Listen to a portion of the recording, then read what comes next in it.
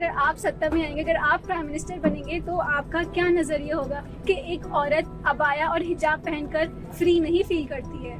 क्या अबाया और हिजाब उतार देखिए, मेरी व्यू है कि मुस्लिम महिलाओं को लेकर राहुल गांधी ने एक बड़ा बयान दिया है।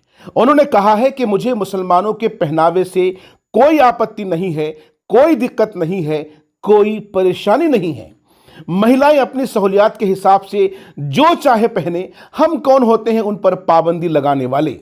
किसी को ऐसा करने का अधिकार भी नहीं है। दरअसल ये बातें राहुल गांधी ने भारत जोड़ो न्याय यात्रा के दौरान मुस्लिम छात्राओं से वार्तालाप के दौरान कही। अगर आप सत्ता में आएंगे, अगर आप प्राइम मिनिस्टर बनेंगे तो आपका क्या नजरिया होगा कि एक औरत अबाया और हिजाब पहनकर फ्री नहीं फील करती है? क्या अबाया और हिजाब उतार देखिए, मेरी व्यू है कि मुस्लिम छात्राओं में से एक ने राहुल गांधी से पूछा कि अगर आप सत्ता में आएंगे, आप पीएम बनते हैं, यानी प्राइम मिनिस्टर बनेंगे, तो हिजाब और अबाया को लेकर आपका नजरिया क्या होगा? अबाया यानी बुर्के को अबाया कहते हैं। इस पर राहुल गांधी ने बेहद खूबसूरत सा जवाब दिया। उन्होंने कहा कि ये महिला की इच्छा पर है कि वो क्या पहनना पसंद करती हैं, वो किसमें कंफर्ट फील करती हैं। हम कौन होते हैं किसी पर अपनी पसंद नापसंद थोपने वाले? जो महिला पहनना चाहती है वो उसके ऊपर है। अगर वो अबाया पहनना चाहती है, कुछ और पहनना चाहती है, वो उसका बिजनेस है, उसका काम है, उसको अलाउ करना चाहिए। मेरी तो ये राय है। What you wear is your responsibility and your decision. I don't think anybody else should be deciding it. Rahul के इस बयान का देश ने सकारात्मक रूप से इस बयान को लिया है और मुस्लिम समुदाय ने काफ़ी इसकी सराहना की है। राहुल जी के इस सोच को निश्चित रूप से सलाम है। देश की मौजूदा सरकार और उनके गुर्गे, जो देश में कभी बुर्का तो कभी हिजाब, कभी मस्जिद तो कभी मजार, कभी मछली तो कभी मांस के नाम पर लगातार नफरत फैलाने का काम कर रही है, वोट बैंक बढ़ाने का काम कर रही है, ऐसे में राहुल गांधी का हिजाब और बुर्का को लेकर इस बेबाकी से अपनी बात को रखना, पक्ष को रखना निश्चित रूप से सकारात्मक है और यह भारतीयता के लिए मिसाल है। राहुल जी के सोच को देश सलाम करता है। दोस्तों, आप सबों को याद होगा कि पिछले दिनों जब ऐसे ही चुनाव के दिन थे, तब हमारे देश के प्रधानमंत्री ने कहा था कि हम उन्हें उनके पहनावे से पहचान लेंगे। और आपको याद होगा गृह मंत्री अमित शाह ने कहा था दिल्ली चुनाव के दौरान कि बटन इतने ज़ोर से दबाना है कि गूंज जो है शाहीन बाग तक पहुँचे। और उन्हीं दौरान बीजेपी के एक नेता ने शाहीन बाग में प्रोटेस्ट कर रहे मुसलमानों को क्या कुछ नहीं कहा था। इसमें कोई दो राय नहीं है कि हमारा देश पूरी दुनिया में सबसे अच्छा, सबसे खूबसूरत और सबसे मिलनसार माहौल हमारे देश के अंदर है। और कुछ लोग हैं जो राजनीतिक रोटी सेंकने के लिए धर्म की बुनियाद पर, जात पात की बुनियाद पर लोगों को बांटने का काम करते हैं।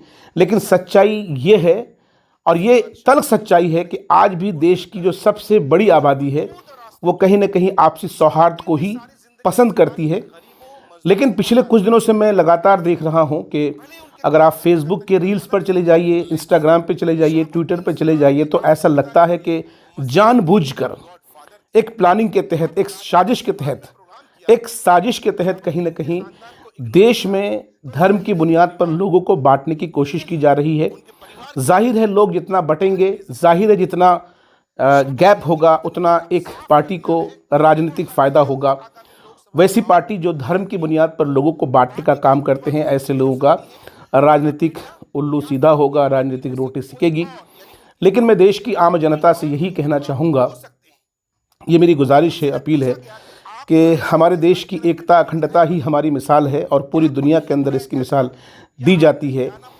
और बड़ा अफसोस होता है रील्स को देख करके, बड़ा अफसोस होता है ऐसी मनगढ़ंत कहानियों को देख करके कि यहाँ के मुसलमानों को जो है साहब टारगेट करते हैं, भारत के, पाकिस्तान के मुसलमानों से जोड़ कर देखते हैं।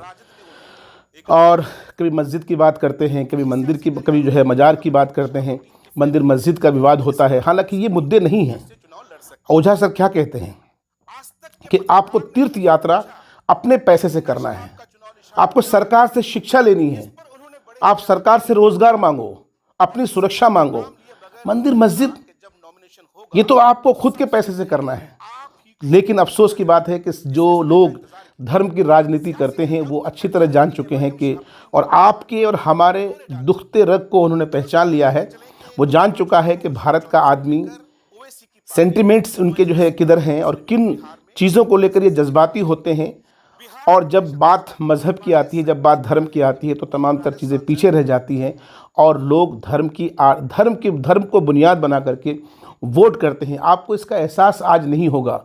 आने वाले 50 साल, 60 साल, 70 साल, 100 साल में अगर हम आज इसी तरह से धर्म के नाम पर बढ़ते रहेंगे, कटते रहेंगे, एक दूसरे पर लांछन लगाते रहेंगे, एक दूसरे से जो है नफ़रत करते रहेंगे, तो आने वाले दिनों में मुझे नहीं लगता है कि इसका परिणाम कोई अच्छा निकलने वाला है।